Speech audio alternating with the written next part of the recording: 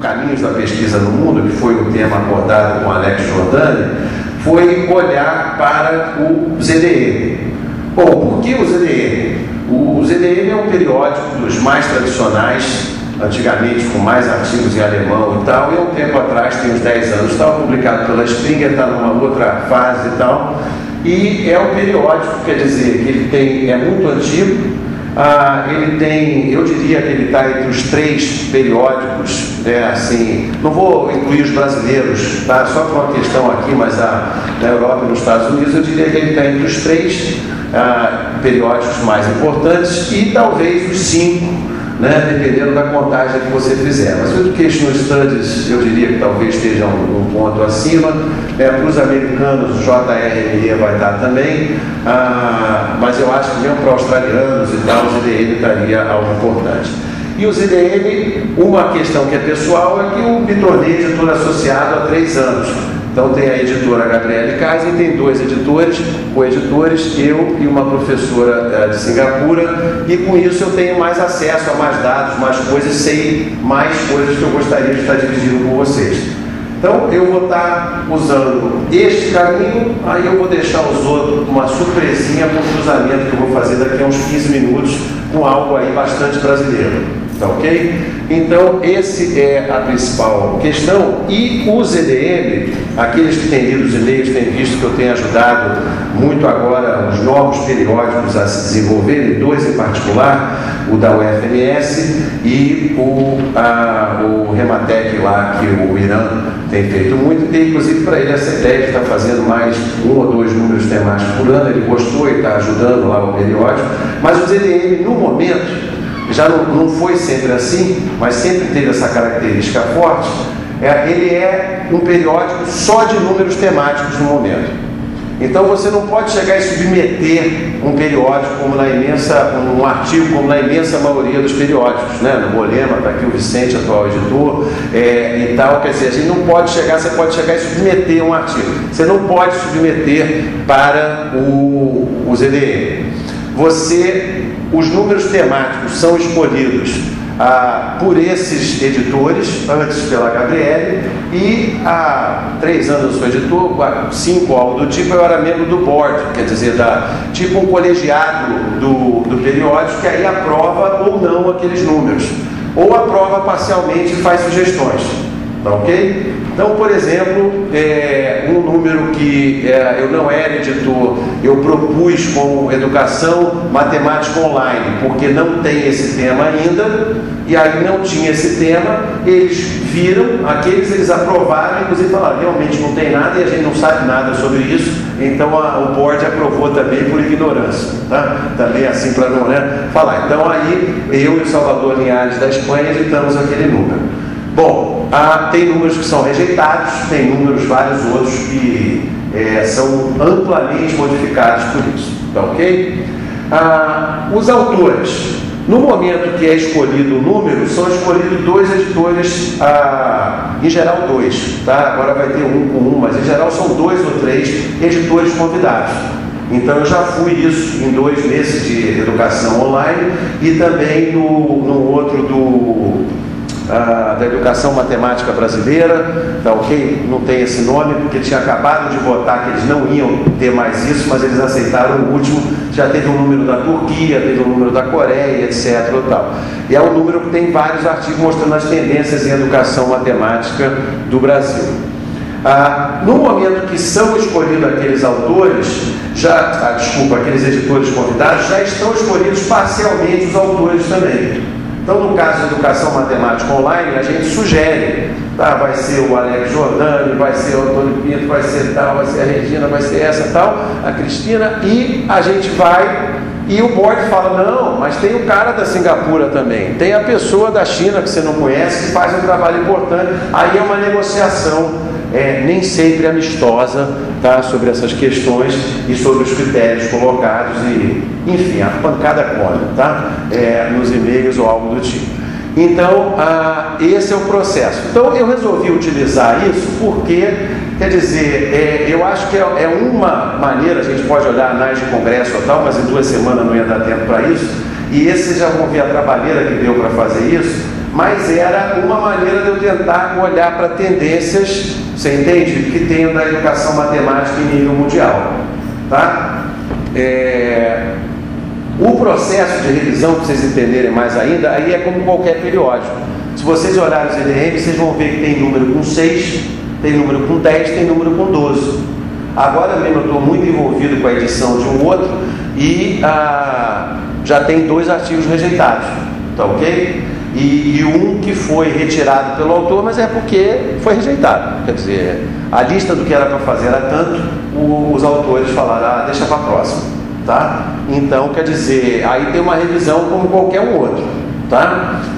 Qualquer outro periódico ou tal. Eu sou do board também do Educational Studies, e aí não o editor do Educational Studies e Mathematics, mas esse é maior e eu teria menos acesso a essas informações aqui, mas eu estou gostando disso e resolvi fazer. Isso aqui com essa tela não vai dar para vocês verem nada, mas quem quiser o PowerPoint depois está aqui no computador, só vir com um pendrive e colocar aqui e copiar, ou me pedir por e-mail, que estava lá no começo, e no final peço a Miriam para colocar.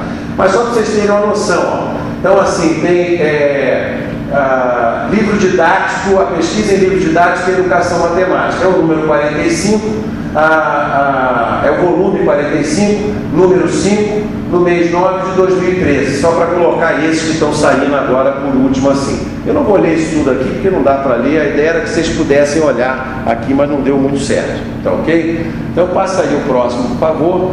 E olhando para aqueles números todos e tal, a gente fez 2 tipos de análise. Uma na mão, e aí a Daisy me auxiliou nessa parte mais um bocado, que foi assim: se eu olhar para os títulos desses volumes, que convergências eu posso fazer, que aproximações, que temas mais importantes eu posso ver que foram escolhidos dentro desse processo que vocês viram que é um processo científico e é um processo político, correto? Tem envolvimento, tem a voz da Gabriele Kaiser falando mais, tem a minha falando menos e tem a da Belinda falando menos também, tem a voz, aí você pega do board, quer dizer, tem Alan Schoenfeld, tem um monte de gente falando com essas coisas, enfim, gente, vocês têm que entender isso. O Alan Schoenfeld propõe um autor, ele deve ser aceito, entendeu? Tá? Enquanto que outro membro, que aí eu já não vou dizer o nome aqui, propõe, não necessariamente é aceito,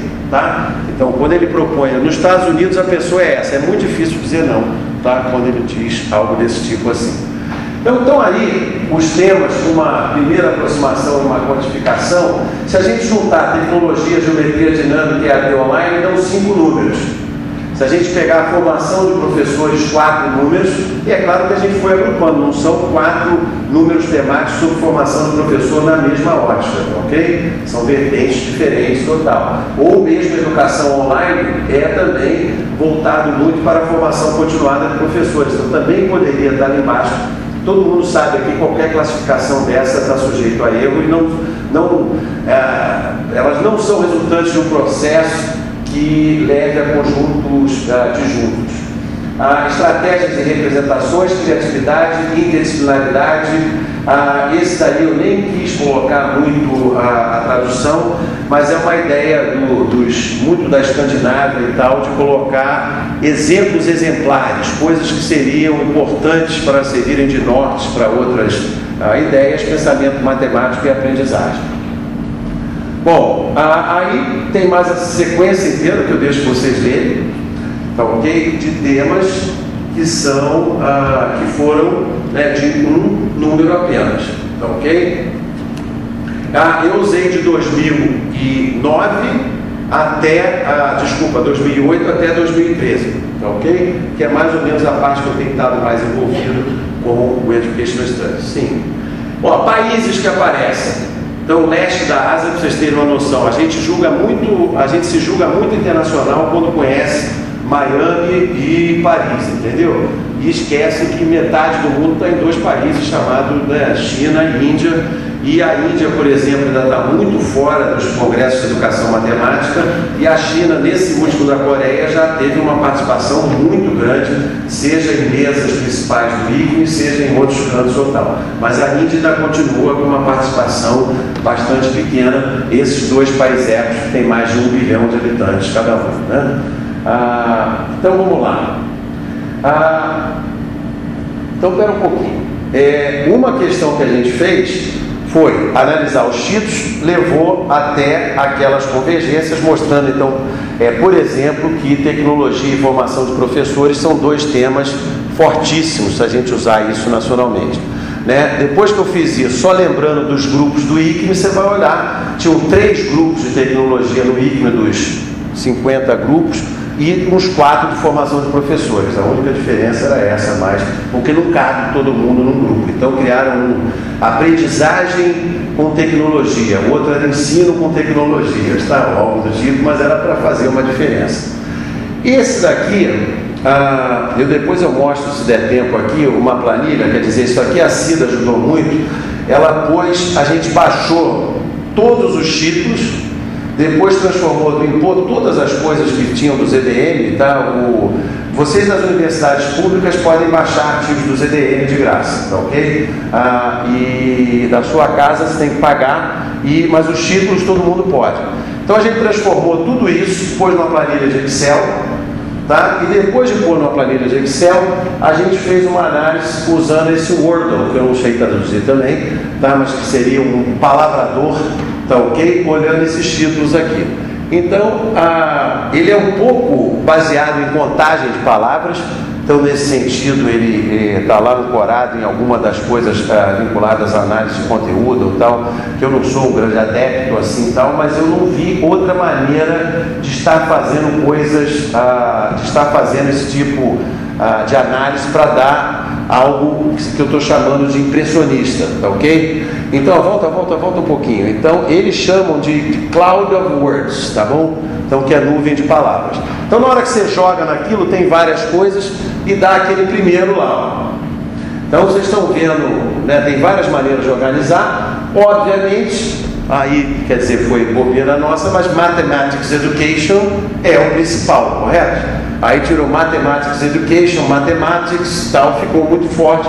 Vocês estão vendo o outro aqui. Então a gente tirou essas palavras, Mathematics Education, para ver o que acontecia. E aí fica na cara que, olhando para os títulos dos artigos, teaching, não é? Ensino, né? Os professores, teachers, aparece com mais força do que tecnologia, tá?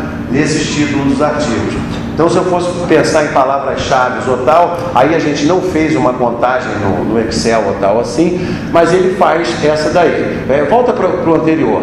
Aí nesse daí, a gente tirou agora Teaching Teachers e esquecemos de tirar um depois que ficou lá, que estava em letra maiúscula ou tal, em letra, começava aquele teaching lá de cima, e aí aparece isso. Então, se tirar teachers e teaching, também não aparece technology como coisa forte, você entende?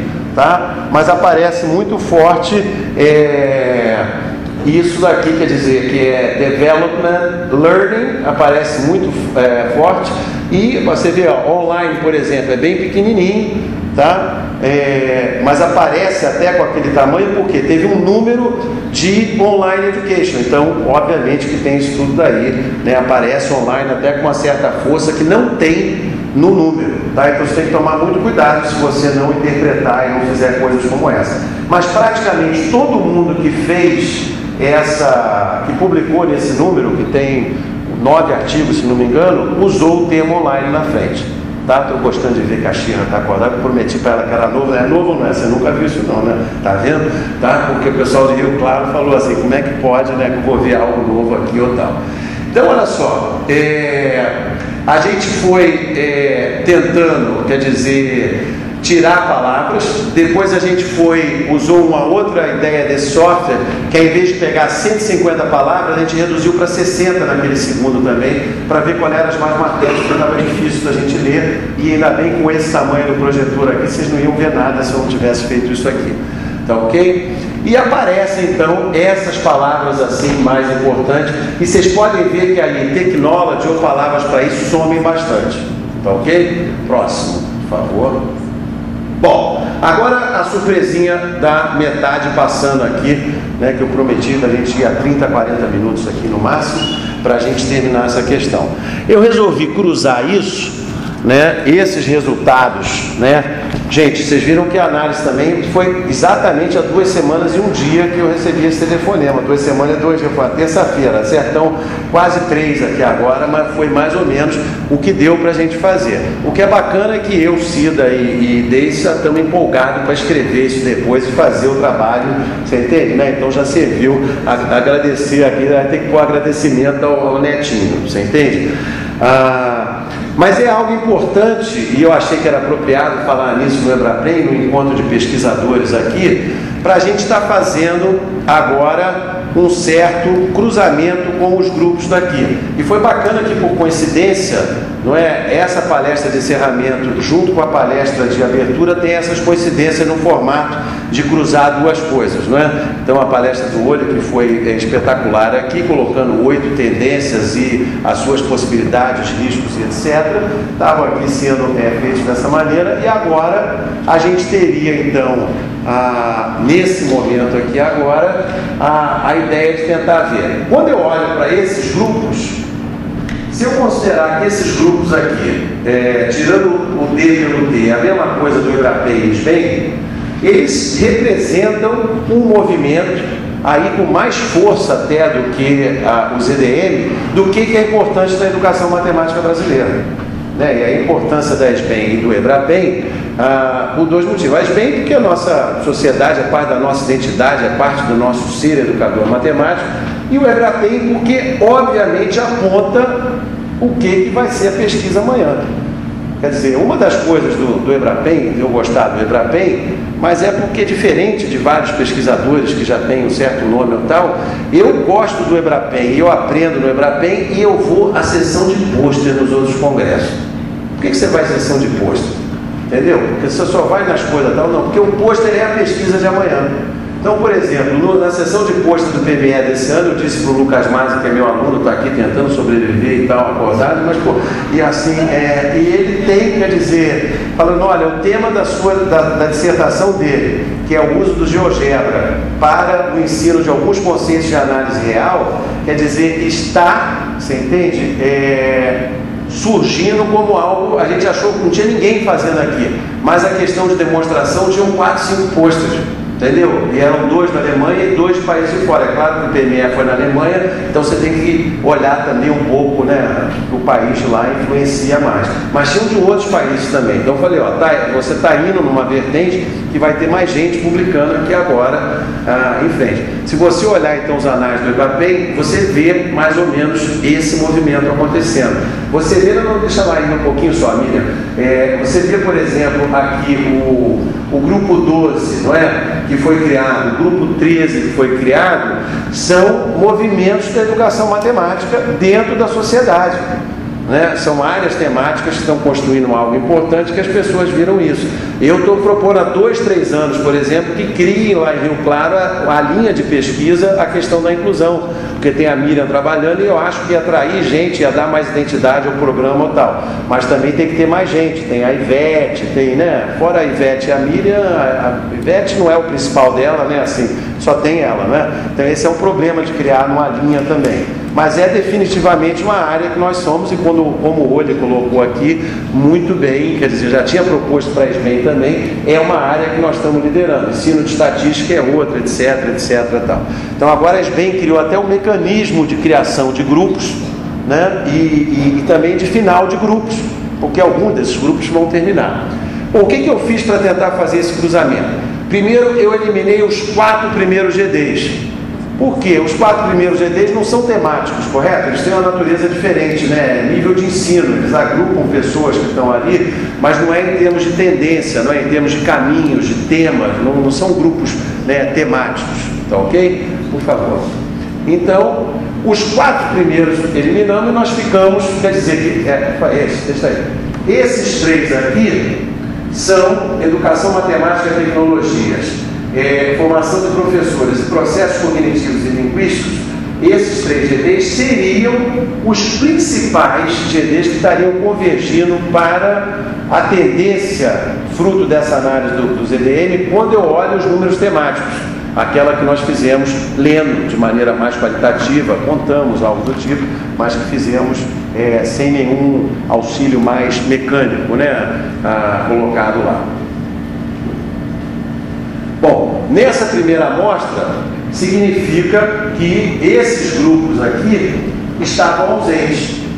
Tá ok? Eu vou tentar comentar e gostaria depois da participação de vocês sobre o que significa isso, mas eu já vou dar minha opinião aqui em breve. Né? Não preciso ler para vocês, mas esses grupos aí estavam ausentes.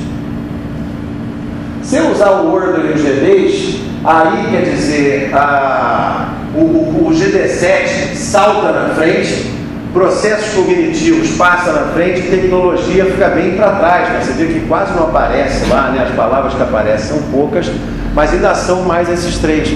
Eu estranhei depois que modeling não aparece, entendeu? Porque a Gabriele Kaiser faz coisa de modeling, tem um número de modeling, não, mas é anterior a esse período que eu peguei, né? E não aparece modeling ali agora, tá ok? Por favor.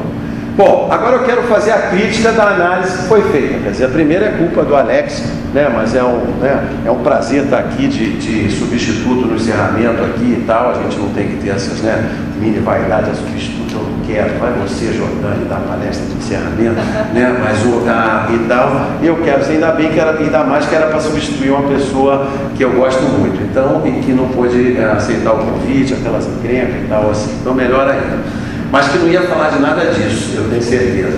E os processos, quer dizer, de escolha de números temáticos e GDs, eu peguei duas coisas diferentes. Eu acho que o processo do ZDM é mais político ainda do que o da SBEM, mas claro que o da SBEM é político, né? Claro que quando eu decido que eu tenho um grupo aqui de inclusão, eu estou pensando em quem são os coordenadores, quer dizer, as pessoas que propõem em geral acabam sendo os primeiros. Os primeiros GTs foram criados na gestão da Tânia Campos e foi mais ou menos o DNE que escolheu os primeiros GTs, você entende? E apontou os primeiros coordenadores. Tá? Eu fui um desses apontados, interventores do grupo de tecnologia, tá? Na primeira gestão, junto com mais colegas. Então é meio interventora, criou.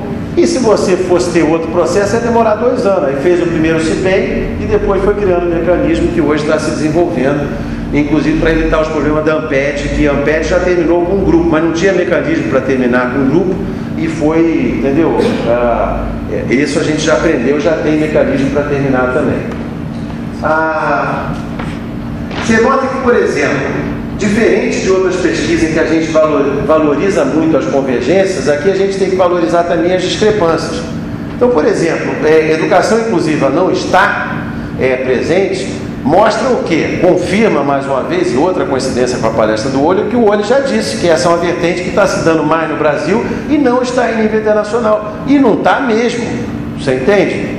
Tá? Tem muito pouca gente fazendo isso nos congressos, raramente acontece, e quando você vai ver que tem, você vai ver o nome é brasileiro, né? E você fala, em geral, alunos ou ex-alunos da Miriam, ou ex-alunos da Lulu Rilli, não é? E da Solange, né? Agora, Vino e mais o pessoal que está trabalhando com isso.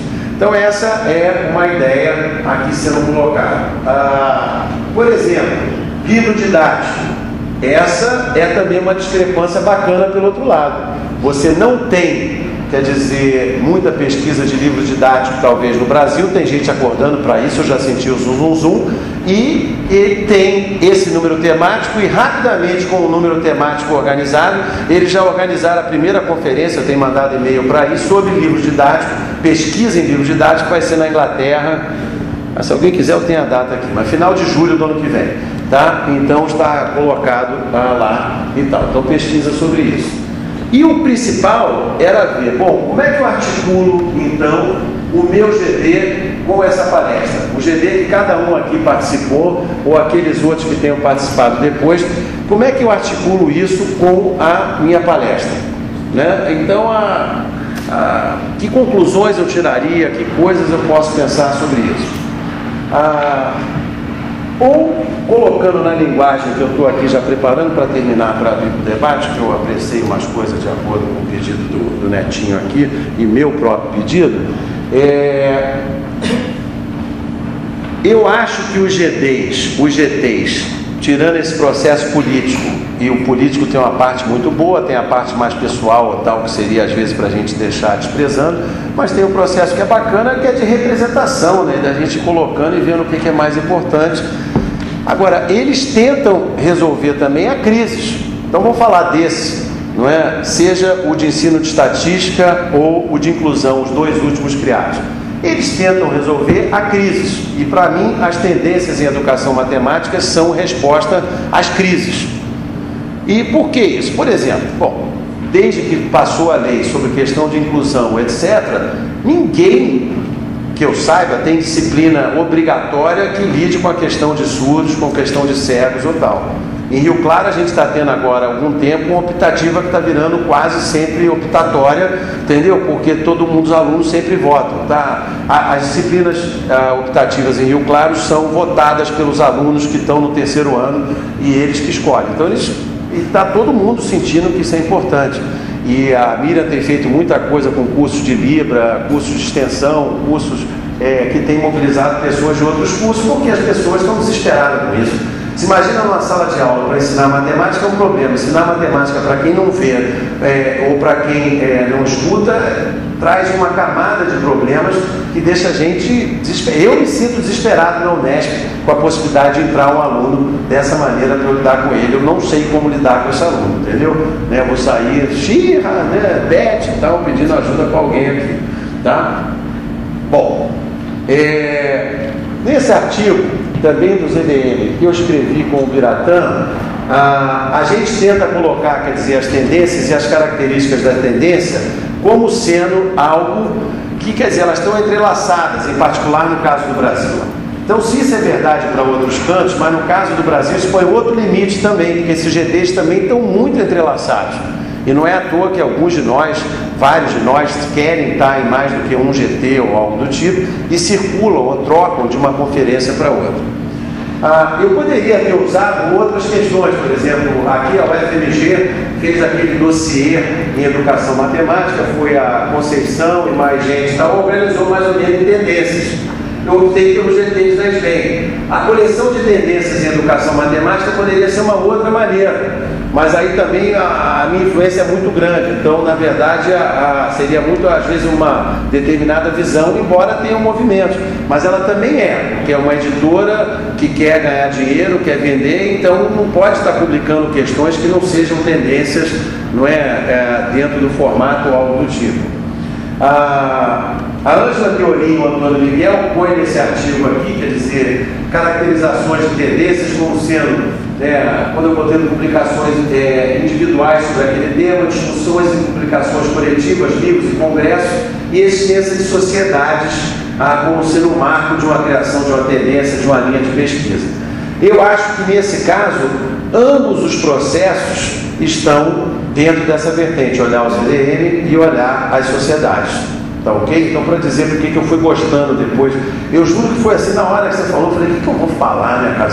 Eu tenho umas palestras antigas, eu disse para as pessoas, eu vou falar de tendência, alguma palestra, faz tempo que eu não dou essa palestra, mas eu fiquei cansado só de pensar nela, eu mesmo, né? Então, às 2 da tarde hoje, vocês já iam estar todos embalados, ou tal. Então, aí eu pensei nessas ideias aí e acho que tem uma certa coerência, mas estou doido pela crítica de vocês também, porque eu estou pensando, junto com Cida e Deise e tal, aí de estar publicando isso, e seria bom que vocês dessem um pouco mais de críticas aí, sugestões ou tal. Por favor, Miriam. Bom, eu já falei para vocês, eu estou com essa ideia aqui do surgimento, quer dizer, de um novo artigo. As tendências internacionais, elas mostram os caminhos de superar a crise, e eu acho importante que os estudantes de pós-graduação, os resistentes que estão aqui, e os mais resistentes ainda que ficaram acordados, mas não era para acordar a Érica assim, entendeu? Mas assim, estava tão bem, você vai dar um cutucão nela assim, entendeu? Mas assim, de qualquer jeito, eu acho que assim, os mais resistentes aqui, essa questão da internacionalização, queiramos nós ou não, se tornou central. O número de bolsas para programas de doutorado hoje para ir para o exterior, está muito mais fácil conseguir uma bolsa para passar um ano no exterior do que conseguir uma bolsa de 4 anos para ficar no Brasil. Certo? Quem está no programa sabe disso. né? Tá muito mais fácil conseguir uma bolsa no exterior para passar um ano, você entende? Até um ano, né? De 6 meses a um ano, do que tal. Ano passado, eu acho que Rio Claro, dos seus 80 estudantes de doutorado, tinham 8 no exterior, esse ano estão indo mais 8 agora, ou algo do tipo, né? Assim, não tenho certeza desses números, se tiver alguém para me corrigir aí, depois diga, mas é perto disso, está indo muita gente. Há um mês atrás, eu estive na comissão de avaliação do trienal da CAPES. A questão da internacionalização é total, tá? Alguns de vocês, pelo bem ou pelo mal, não posso falar nada do que lá aconteceu, mas coisas de anedota eu posso, entendeu? Mas alguns de vocês vão receber avaliação dizendo: o seu programa de doutorado não enviou ninguém para o exterior. E isso não é bem visto, porque antes era visto como um plus, porque as bolsas eram difíceis. Atualmente é visto como uma falha do programa. Como é que o seu programa não manda a gente para o exterior? Isso não é o caso dos mestrados, tá? Aqui sendo colocados. Mas é claro também que se aparecer um mestrado e puser naquela parte escrita lá, é importante ver essas coisas todas. Ou seja, é importante vocês estarem de olho nisso e pensarem, sugerirem números temáticos para o ZDM, mas pensar também em publicar internacionalmente, tá? Também é algo que é importante e que vários aqui que têm facilidade com a língua inglesa em particular, eu não recomendo ninguém a não publicar em inglês no momento, tá ok? Pode ter 1000 questões do poder, pode ser que o Marciano, quando ele acordar, brigue comigo, mas de qualquer jeito ele não vai, eu falei o nome, ele deu uma risadinha lá, dizendo que não está não, mas assim, mas a questão do inglês é fundamental. Se publicar um paper em alemão, vão ler lá, né, 50 milhões de pessoas estão falando alemão, algo do tipo, 60 milhões e tal. Em inglês, todos os alemães que nos interessam leem inglês, você entende assim, né? Os alemães da academia todos leem e falam, né? E a gente tem que ter esse caminho também. Então, é muito difícil para vocês que estão entrando para o doutorado aqui, se não falar inglês, se não souber entender, se não souber, pelo menos entender é obrigação. Entendeu? Falar é muito desejável. E escrever razoavelmente, você vira um outro tópico. Tá? Tem várias pessoas que eu não posso indicar para comissões internacionais ou tal, porque não tem inglês. Entendeu? Isso, pessoas aqui. Tá? Pessoas que são excelentes, que teriam todo esse cabedal para estar em várias comissões e não têm o inglês. Então, vocês que estão aqui, o professor gosta de dar conselho, né? Eu estou vendo vários aqui, né? Tratando boa parte como aluno aqui, então tem que investir nisso. Né? É uma coisa a mais, uma camada a mais que a gente tem.